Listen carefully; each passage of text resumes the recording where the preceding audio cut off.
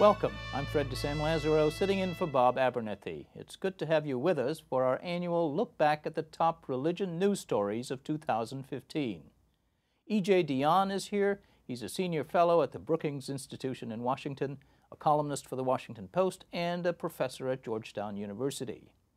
Jerome Socolovsky is the editor-in-chief of Religion News Service, and Kim Lawton is the managing editor of this program.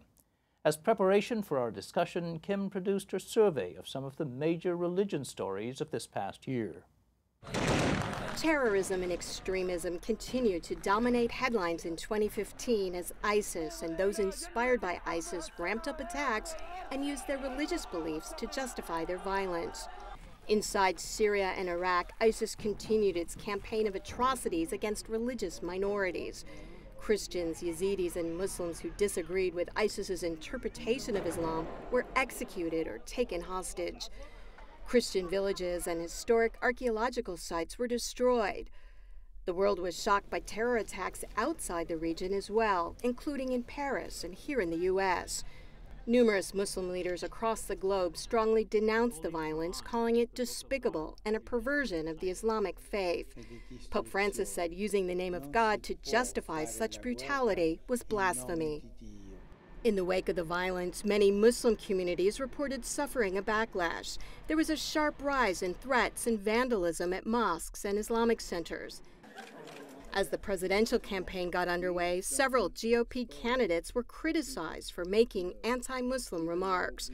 Donald Trump provoked international controversy with a call for a total and complete shutdown of Muslims entering the United States. Lawmakers debated whether to stop admitting Syrian and Iraqi refugees because of security concerns. At the same time, a wide range of religious leaders condemned the heightened anti-Muslim rhetoric. Many interfaith groups organized special events to express solidarity with Muslims. They also urged political leaders not to impose any new limits on refugees. Meanwhile, the international refugee crisis continued unabated as record numbers of migrants from the Middle East and Africa made their way to Europe. European leaders struggled over how to deal with the hundreds of thousands of people who were fleeing persecution and poverty. Many migrants died trying to reach Europe by sea. Humanitarian groups expanded aid efforts but were unable to keep up with the needs. Pope Francis continued shaking up the Catholic Church. His encyclical on the environment drew international attention for its condemnation of human activities that contribute to climate change. He stressed a moral obligation to address the crisis, and in particular, its impact on the poor. Nothing is impossible. The encyclical encouraged many faith-based activists who lobbied governments and the United Nations to take new steps to curb climate change. The document generated controversy among some conservatives who were also upset by the Pope's criticism of capitalism. Francis stressed issues including climate change, immigration, and poverty during his visit to the U.S., which received wall-to-wall media coverage. Francis also continued his agenda of reform inside the church, making changes to the Vatican bureaucracy and streamlining the annulment process. In the U.S., the Supreme Court issued a landmark decision legalizing same-sex marriage in all 50 states. Many faith leaders praised the decision as a move toward justice and equality, but others condemned the decision. The Southern Baptist Convention, the U.S. Catholic bishops, and the Mormons all reaffirmed their belief that marriage can only be between a man and a woman. Many gay marriage opponents said the decision has endangered their religious liberty. There were contentious debates over whether state officials could deny issuing marriage licenses to same-sex couples or business owners could deny services because of their religious beliefs about marriage. We pray that you would give comfort and peace. In the wake of several mass shootings, religious groups were among those repeating concerns about gun violence in the U.S. Many renewed calls for more gun control laws. 9 people were killed during a mass shooting that took place at a Charleston, South Carolina church during a prayer meeting. Family members of the victims said they forgave the shooter. The incident set off a vigorous debate about the display of Confederate symbols.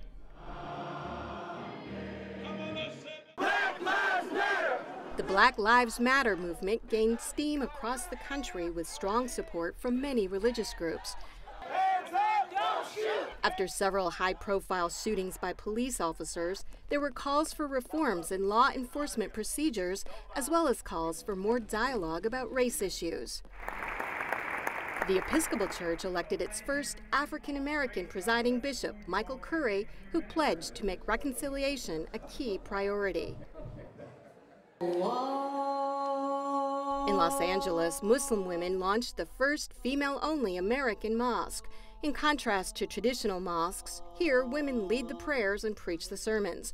All the worshipers are female. Surveys showed the number of Americans who do not affiliate with any particular religion continued rising to a record 23%. About 7 in 10 Americans do still identify with a religion, and many of those faith groups sought new ways to generate enthusiasm and reach out to their communities. Thanks, Kim.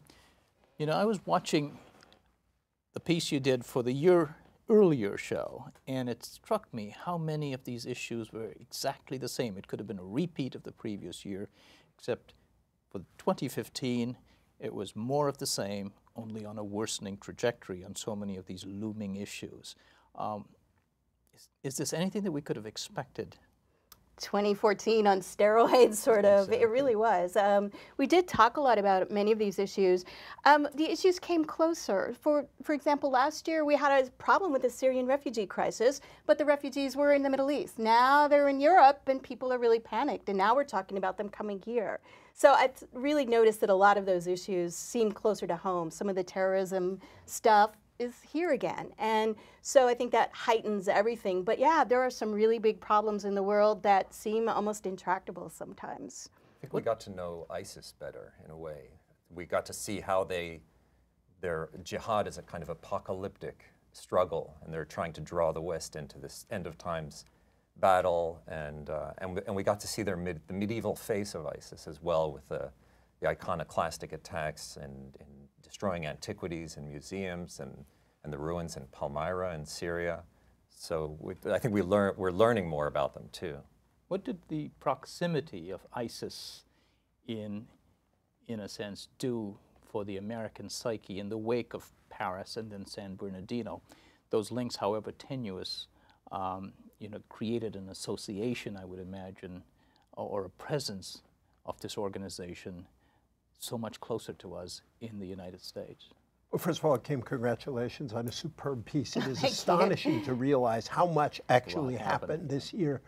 I think that Americans felt a kind of fear that they hadn't felt in a long time. It's not that ISIS is here, it's that there was an attack which was linked to ISIS, and it was not done in an organized way by people coming in here. The fear of lone wolf attacks, which are much harder to deal with, is a fear we hadn't really experienced since 9/11, and that was a different thing at the time. I also think you saw kind of bookend reactions to the refugee crisis. On the one hand, Donald Trump's reaction saying we should shut our borders to Muslims, he says temporarily, which led, it should be said, to a great outcry within his own party as well as among Democrats. But at the other end of this continuum was Chancellor Angela Merkel, who was Time Magazine's Person of the Year. And I think she earned that simply by her, for myself, simply by her response to the refugee crisis at some considerable political cost, and we still don't know what that cost is going to be because there was rebellion in her own party.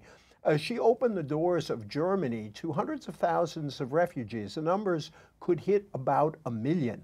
And you had also a lot of religious leaders in the United States making the point that, yes, we have to deal with security, but we really have to be more open-hearted than we have been to a lot of people who are the victims of ISIS and not the causes of these attacks. One thing that was really different this year from last year and many previous years was the level of how that level of fear was then translated into very strong suspicion of many in the Muslim community, and many Muslims say they've felt a greater level of threat than even after 9/11. And you know, whether or not that's true, but it's that perception out there, this level of people are aiming their concerns at the Muslim community. And that was something that troubled a lot of people in the faith community. And you saw a widespread backlash against the backlash, so to speak. And so there were a lot of faith leaders speaking out in a broad coalition, not just sort of the usual suspects who always do interfaith issues, but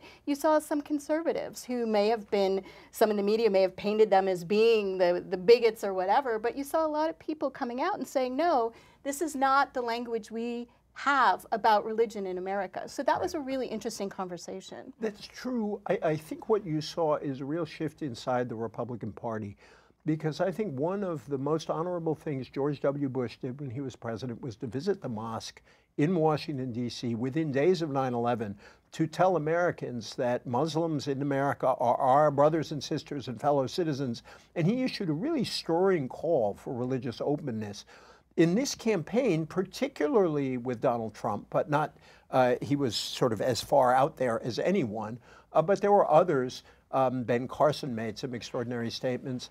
You had people more ready to use anti-Muslim feeling or worry or fear about Muslims in politics. And I think there's a real trajectory there since 9/11. And EJ, you mentioned Angela Merkel. Her response was, if you worry about Muslims coming to our continent, you should go back to church.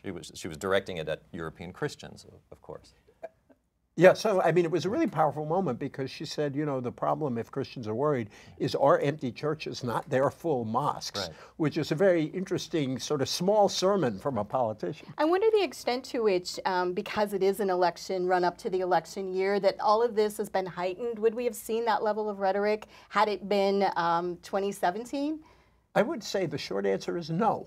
I do think that it has played a role, the election has played a role in heightening this, but and I think the election also may have heightened fears. I think the fear is there, it's real, it would have happened anyway because of Paris and San Bernardino, but political rhetoric has a way of emphasizing certain things, and hope is one a sentiment or virtue you hear a lot about in election time, fear is another. I want to talk a little bit about another issue that seems to loom so much larger today than it did a year earlier, and that is the whole issue of race in this country.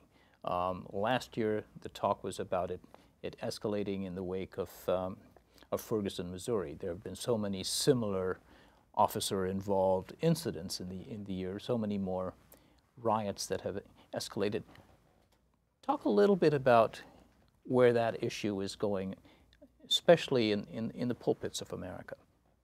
Well, it started last year for sure, but I do think there has been a conversation going on in many congregations that perhaps has been taking place outside of the spotlight of the media. And certainly the last part of 2015, people have been so focused on a lot of the terrorism issues. I think the race issue has not gotten as much attention, but certainly in many communities, there's very great concern. And the issue is justice, and that's what you're hearing from the faith communities, talking about justice. And again, here as well, I'm seeing even among conservative congregations, concerns about racial relations. They may not agree on some of the legislative solutions in terms of policing in neighborhoods, that kind of thing, but in terms of relationships, I am hearing more conversations about what does it mean to be neighbors, not just with people from maybe Syria and Iraq, but people whose skin is a different color. I was down in Charleston just after the shooting at the Emmanuel AME, and it was quite stunning to see so many churches of all denominations. And also there was a mega church that organized a huge pray-in on the square, the main town square there. All sorts of people of all races, all denominations, showing solidarity. It was and trying to understand, you know, what it is like for African Americans today. The reaction in that congregation to the shooting was one of the most moving moments we have seen, not only this year, but in many years. And it showed the radical power of forgiveness. I mean, the Confederate flag came down in South Carolina in front of the state capitol That might have happened anyway because a lot of the business community there said this is not a good symbol for the future of South Carolina. But I think the response of that congregation made it inevitable that that happened.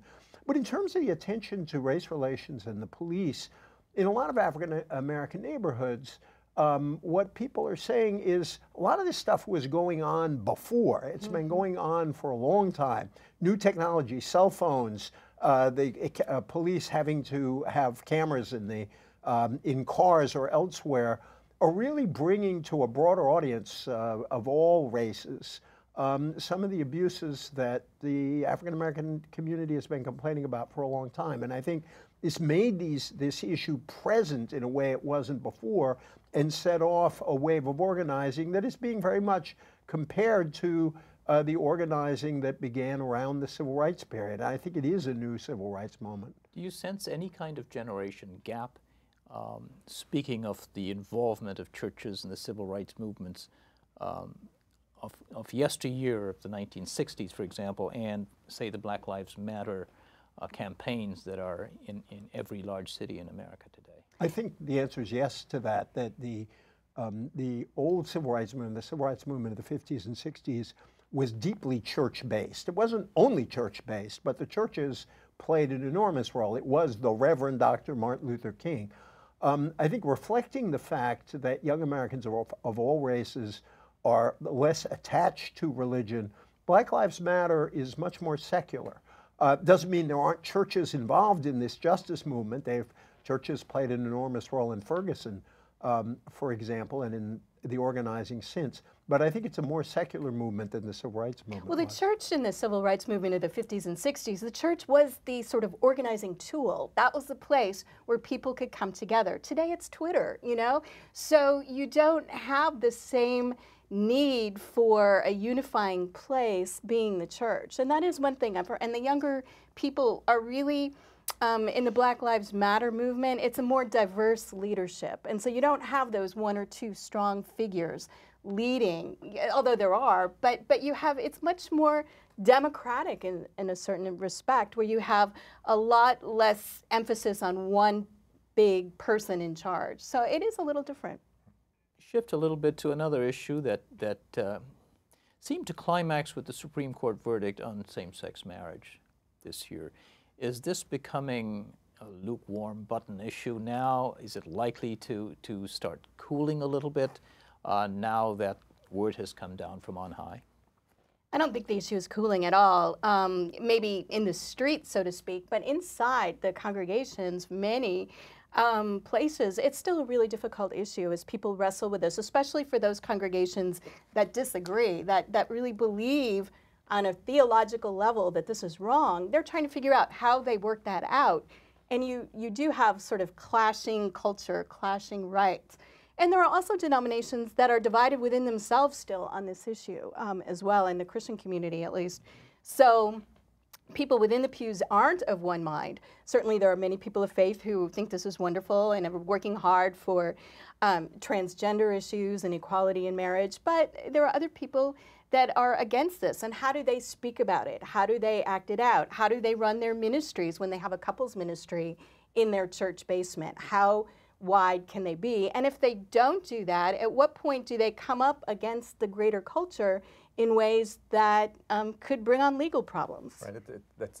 It's forcing certain conservative churches to realize that they're countercultural churches now, really, especially in evangelical conservative churches. And for evangelicals, it's becoming a kind of touchstone.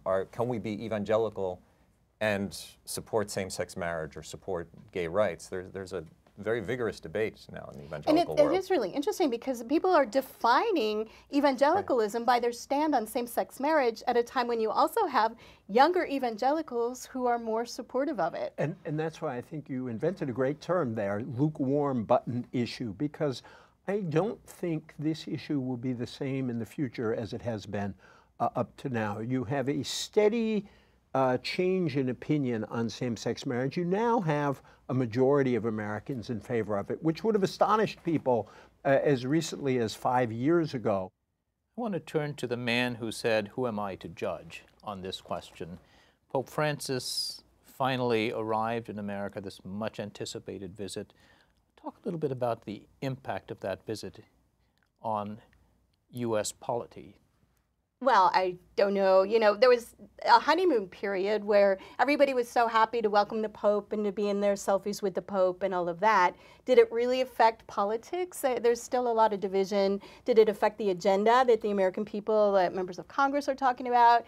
I'm not sure. But he was there really emphasizing those issues that made everybody uncomfortable on the left and the right. So people on the right were uncomfortable when he talked so much about economics and immigration and climate change. But on the left, they were a little uncomfortable to hear him talk about abortion and traditional marriage. So he managed to sort of make everybody a little uncomfortable, but he got so much attention. I mean, when has any pope ever gotten the coverage, including John Paul II? I mean, he really dominated America for several weeks. Right, at a certain point, I was wondering, is this a religion story, or are we covering a celebrity, a rock star? Well, and it was a little bit of both, yeah. Right. And I thought, though, in terms of the balance of what he said, everyone expects a pope to talk about abortion. And I think that the balance was different with Francis, and I think that was very noticeable. In his speech to Congress, he mentioned the right to life and then immediately moved to the death penalty. And I think what you're seeing with the Pope is not a change in church doctrine, but a very significant, perhaps even radical change in emphasis. The emphasis on the poor, not only in what he said, but also what he did, the kinds of people he insisted on visiting with, I think indicated a change in the church. And I think in the American church, you're seeing a bit of movement in a Francis direction where the emphasis is, you know, the Catholic Church, again, has always talked about the poor, but I think its public face on this and on immigration is a much more insistent face. And the other thing that was so striking is the whole controversy over Kim Davis at the end, which really kind of changed the image of the trip, and then the Vatican quickly tried to change the image back by showing the Pope embracing his former student and his partner, both of whom are gay. It was one of the oddest sort of codas to a papal trip that I think we've ever seen. So he didn't want to be stuck with the Kim Davis Association as much as right, and the Vatican insisted this was not his plan, that it was something that had been arranged for him in the nuncio's office. Right, it's almost more interesting what happened after the trip and before the trip than what happened during the trip, although it was spectacular and very moving. Pope Francis, before he came to the U.S., went to 3 of the poorest countries in Latin America, and he also made a point of going to Cuba on his way to the States, and he laid out an economic vision that did not really cohere with certainly what we've been hearing from the Republicans in this country. And he went to Africa after, at the end of the year, and the same thing there. Really stressed issues of justice and equality. And again, we weren't as interested as the U.S. in those trips, but again, very interesting. And the role the Vatican played in normalizing relations between the United States and Cuba gave President Obama, if he needed it, I'm not sure he does anymore, but needed some cover because if the Vatican blesses this, it's much harder to oppose making peace with one of the last remaining communist regimes in the world. Well, I'm afraid we're pretty much out of time. Great discussion, lots of stories that we did not touch on. I was particularly intrigued by the one that you did about the women's mosque and the women-led mosque in Los Angeles, which is so unusual because the narrative about Islam has always to do with security, terrorism, etc. But yep, well, there's a lot of issues about women and religion we'll talk about next year too, I'm sure. Thanks, Kim Lawton, Jerome Socolovsky, E.J. Dionne. Thank you very much. Great to be with you.